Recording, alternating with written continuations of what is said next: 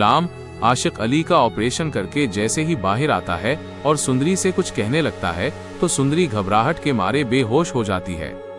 गुलाम इसे फौरी इलाज के लिए कमरे में ले जाता है। थोड़ी देर बाद जब सुंदरी को होश आता है तो गुलाम उसे बताता है कि उसके अब्बू की जान बच गई है। ये सुनते ही सुंदरी की जान में जान आती है और वो खुशी से गुलाम का हाथ पकड़ लेती है। इसी दौरान आशिक अली सुंदरी और गुलाम को अपने पास बुलाते हैं। उनकी सांसें उखड़ रही होती हैं। वो कहते हैं, गुलाम, मेरी जिंदगी का तो कुछ पता नहीं, तुम मेरी बेटी को सुंदरगढ़ पहुंचा देना, वहां ये महफूज रहेगी। गुलाम ये सुनकर हैरान होता है और कहता है कि वो खुद भी सुंदरगढ़ का ही रहने वाला है।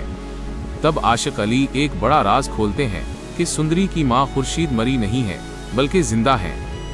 दाजी ने जबरदस्ती उनसे तलाक के कागजात पर दस्तखत करवाए थे और धमकी दी थी कि अगर वो दोबारा दुखें तो जान से मार देंगे। ये कहते ही आशिक अली की आंखें हमेशा के लिए बंद हो जाती हैं। सुंदरी बल्क कर उनके गले लग जाती है। गुलाम जब चेक करता है तो भारी दिल से बताता है कि वो अब इस दुनिया में नहीं रहे। सुंदरी ये सदमा बर्दाश्त नहीं कर पाती और गुलाम का गिरेबान पकड़कर चलाती है कि उसके अब्बू उसे छोड़कर नहीं जा सकते।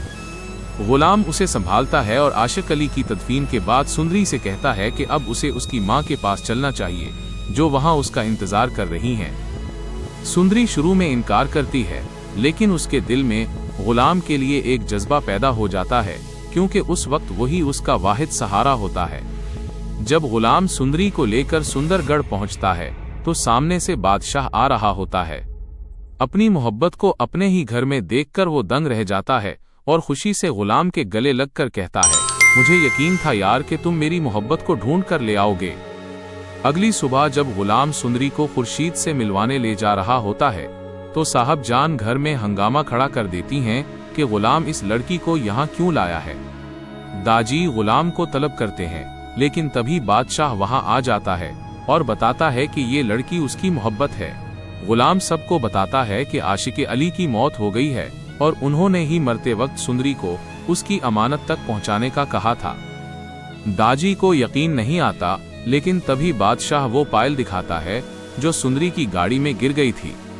इससे साबित हो जाता है कि सुंदरी ही खुर्शीद की बेटी है। 22 साल बाद खुर्शीद अपने कमरे से बाहर आती हैं और अपनी बेटी को गले से लगा लेती हैं। बादशाह ये देखकर बहुत खुश होता है, क्योंकि अब सुंदरी उसकी फूफो की बेटी निकली और उससे शादी करना आसान हो गया। वो अपनी फूफो को जाकर बताता है कि वो सुंदरी से मोहब्बत करता है। खुर्शीद को कोई एतराज नहीं होता, लेकिन जब बादशाह अपने माँ बाप को बताता है तो साहिब जान इनकार कर देती हैं कि उसकी शादी सिर्फ उनके भाई की बेटी से होगी। बादशाह जुनून में अपनी पिस्तौल निकाल लेता है और कहता है कि अगर सुंदरी उसकी ना हुई तो वो अपनी जान ले लेगा। मजबूरन सब मान जाते हैं। दूसरी तरफ सुंदरी को गलत फहमी होती है कि उसकी शादी गुलाम से हो रही है, क्योंकि वो गुलाम से मोहब्बत करती है। गुलाम बादशाह की खातिर अपने दिल पर पत्थर रखकर खामोश रहता है। शादी वाले दिन जब मौलवी साहब निकाह के वक्त बादशाह का नाम लेते हैं तो सुंदरी के होश उड़ जाते हैं। वो सब के सामने निकाह से इनकार कर देती है और चलाकर कहती है कि वो सिर्फ गुलाम से मोहब्बत करती है। बादशाह गुस्से में आग बबूला हो जाता है और गुलाम का गिरेबान पकड़कर कहता है कि उसने धोखा दिया है।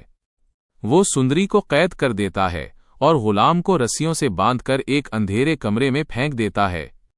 अब देखना यह है कि क्या गुलाम और सुंदरी एक हो पाएंगे या बादशाह का जुनून किसी की जान ले लेगा। अगर आपको ये कहानी पसंद आई है तो वीडियो को लाइक करें और मजीद ऐसी वीडियोस के लिए हमारे चैनल को सब्सक्राइब करना ना भूलें। क्या आप चाहें